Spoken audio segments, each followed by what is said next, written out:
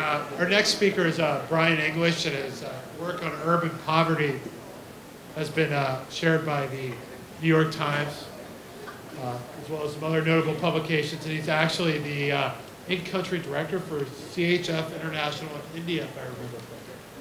You're up. Good evening, everybody.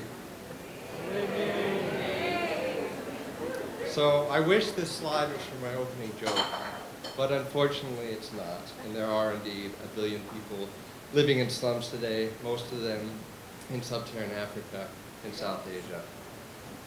But I want to remind everyone that slums are not the inevitable result of urbanization. They're the products of failing government institutions, dysfunctional land markets, lack of political will, and most of all, which is what I want to emphasize, policies and practices of exclusion. By the year 2030, the number of people living in slums is set to double to 2 billion people. The core of all solutions must stop planning for the poor, and we need to start planning with them. Otherwise, we're only going to marginalize them. For the past 2.5 years, I've been living in India as the director of CHF International, helping slum communities and local governments in 3 cities create more inclusive planning processes with funding from the Bill and Melinda Gates Foundation. So with my time tonight, I'd like to tell you quickly one method we've used by moving beyond Google Maps and helping slum residents and governments explore the conditions of their communities and then empower them to take action. We partnered with the city government of Pune near Mumbai to essentially flip the traditional top-down planning mode. And rather than simply extract data on slum conditions and let policymakers mull over and think about what they would do, we gave the data back to the slum residents and taught them how to take action. So our first step was to physically map all the slums in the city, about 500 of them scattered throughout the city. We did this with satellite imagery and GPS tools on the ground. And then there were small slums of 100 households and large slums of 9,000 households around the city. And we defined each map down to the household footprint level. And then we marked out adjacent households of 25 houses. And this is where it gets interesting.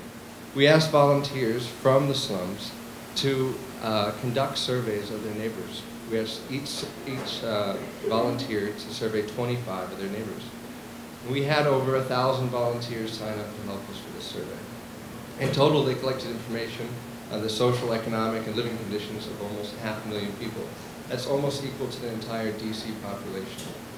After we aggregated all the survey, we were able to help the city see new patterns in slums across the city. For example, we learned that 80% of households in one slum used open space for toilets. And in another, 65% of the families visited health clinics once a month. We could see where clusters of households still relied on community water taps and which households experienced drainage backups during storms.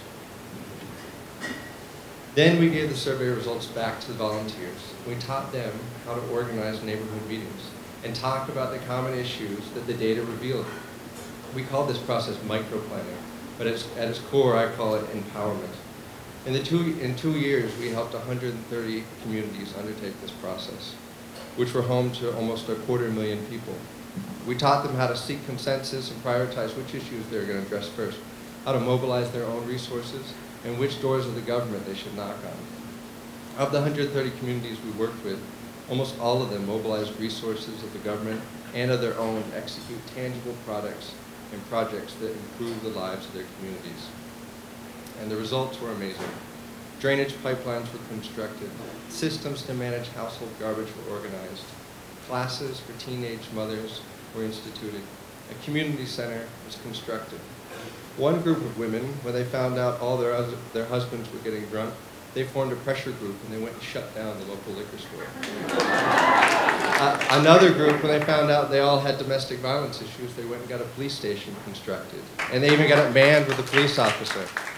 Another group constructed a vegetable market so they didn't have to stand on the side of the road near speeding traffic and sell vegetables anymore.